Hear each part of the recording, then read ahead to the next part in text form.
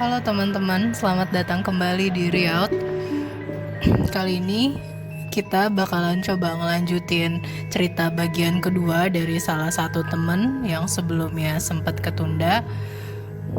Kalau kalian masih tetap mau tahu gimana kelanjutannya, tetap di sini ya buat beberapa menit ke depan. Happy listening. Halo teman-teman, jadi lanjutan dari cerita yang kemarin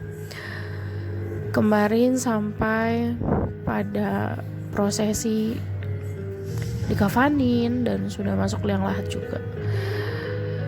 Kenapa pada akhirnya aku bisa bangun lagi dari tidur yang mestinya panjang banget. Jadi di tidurnya aku ketemu sama almarhum buyut aku, dan dia bilang, tempat kamu belum di sini, kamu belum seharusnya ada di sini, jadi kamu nggak layak di sini, kamu pulang ya. Di saat itu langsung rasanya matanya kebuka gitu aja. Sebelum aku ketemu sama buyut aku kayak masukin kayak sebuah jembatan. Aku nggak tahu itu apa. Aku kayak ada di tengah-tengah jembatan itu, dan di kanan kiri aku ngelihat banyak banget orang. Di sisi kiri itu aku ngelihat kayak orang yang penuh dengan air mata, penyiksaan, darah, dan segala macam yang tentang kesakitan. Tapi di sisi kanan aku ngelihat banyak banget juga orang dengan penuh keceriaan, kebahagiaan, senyuman. Rasanya indah banget di tempat itu. Dan pada saat aku bangun, semua keluarga aku, teman-teman, saudara, tetangga itu kaget karena ngelihat aku buka mata.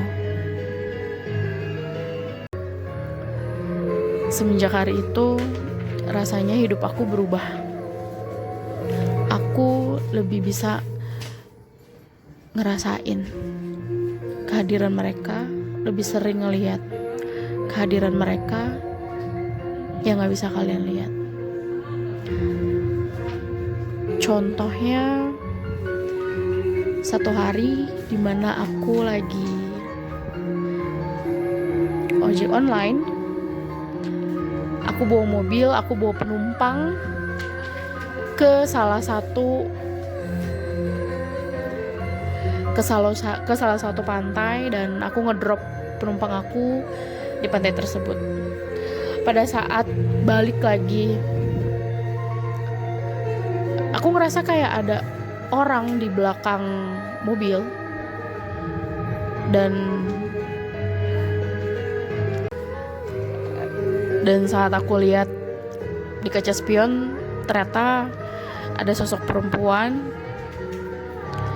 bajunya merah, rambutnya panjang banget, dan ada banyak banget bercak darah. Mungkin sosok ini yang kalian sebut kuntilanak. Dan aku mutusin buat terus jalan tanpa ngehirauin dia. Dan aku tanya, kamu mau ikut aku pulang? Dan di saat melintasi salah satu hotel terkenal banget di daerah pantai itu, tiba-tiba sosoknya menghilang. Gak ada. Itu salah satu contoh yang aku rasain setelah kehidupan aku rasanya berubah banget. Dan masih banyak kejadian-kejadian lainnya. Dan waktu terus berlanjut, pada akhirnya aku ngalamin satu hal yang bikin aku nyesel sampai detik ini, yang bikin aku gak terima padahal itu adalah perbuatan aku sendiri. Jadi aku punya konflik sama seseorang yang bisa dibilang temen,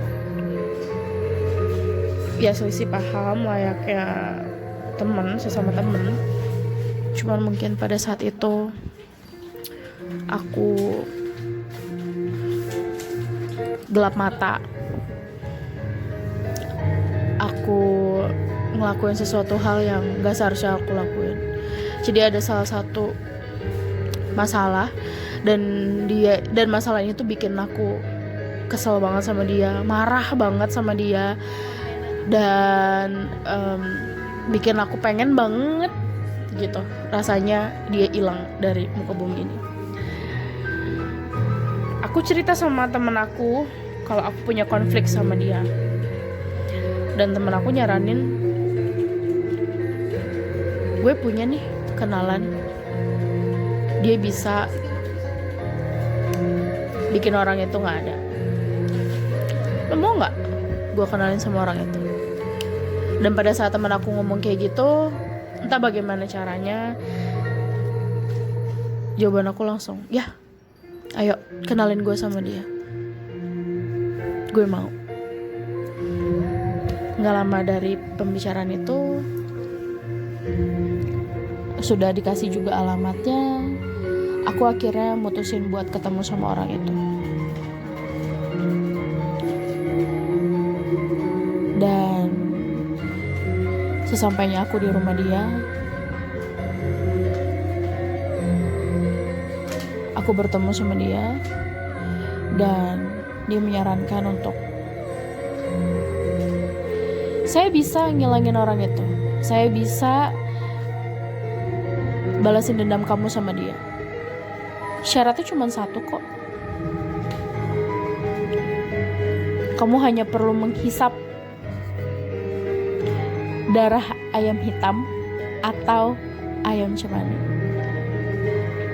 Tanpa pikir panjang saat itu, aku langsung mencari di mana aku bisa ngedapetin ayam hitam. Dan akhirnya aku dapat. Malam itu juga aku langsung melakukan ritual itu. Saat ritual itu selesai, aku kembali ke rumah dan tertidur.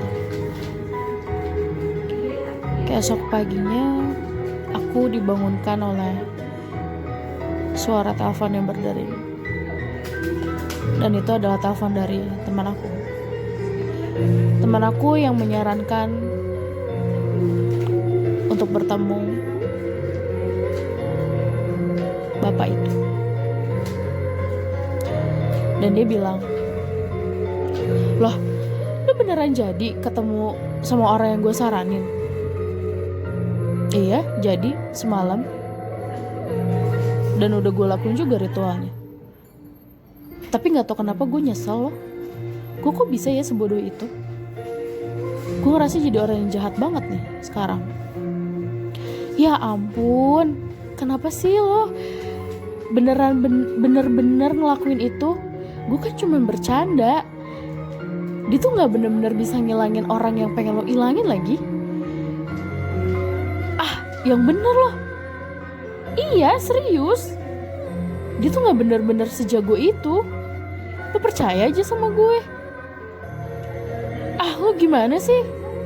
Tapi yaudah sih, gak apa-apa. Gue nyesel banget tahu kalau itu bener-bener kejadian. Gue bener-bener jadi orang yang jahat banget kalau dia bener-bener hilang. Tapi yaudah, gue cukup lega kalau lo ngomong kayak gitu." Dan pada saat teman aku bilang kalau misalnya itu hanya candaan dia, akhirnya aku lega. Karena aku memang gak benar-benar niat untuk membunuhnya. Dan keesokan harinya mamaku bilang, "Mama mau ngelawat." Loh, siapa yang meninggal, Ma? Lah, dia kan meninggal, kamu gak tahu? Dia kecelakaan semalam. Saat itu pun aku mikir, jangan-jangan ritual yang aku lakuin malam itu benar-benar terjadi. Jangan-jangan dia meninggal karena ritual aku. Saat itu pun rasanya campur aduk, deg-degan, takut, panik, campur aduk, dan bingung juga. Aku harus gimana kalau ternyata dia benar-benar kecelakaan karena ritual yang sudah aku jalanin.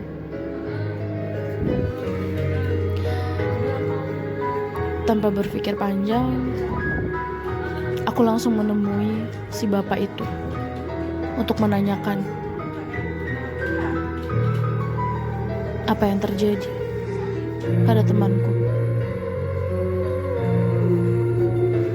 Akhirnya aku pun menemui bapak itu, dan bapak itu berkata, "Kamu datang ke sini meminta teman kamu untuk saya hilangkan, dan syaratnya pun sudah kamu lakukan. Jadi apa yang salah? Sekarang keinginan kamu sudah terwujud kan? Jadi apa lagi yang mau kamu tanyakan?"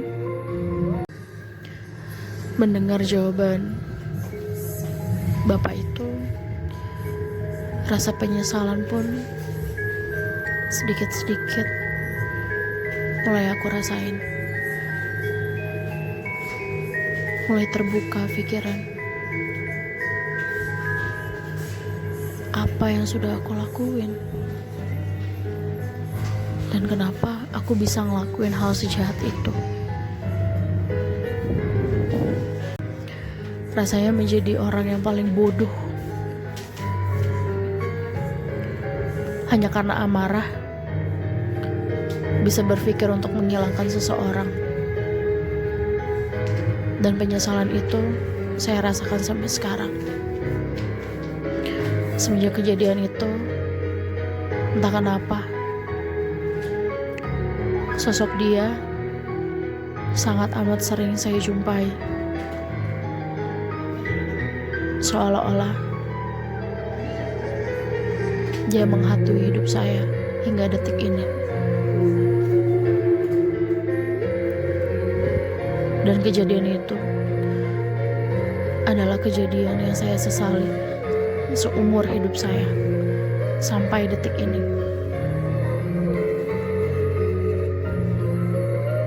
Oke teman-teman, semoga kalian gak pernah ngalamin apa yang aku alamin.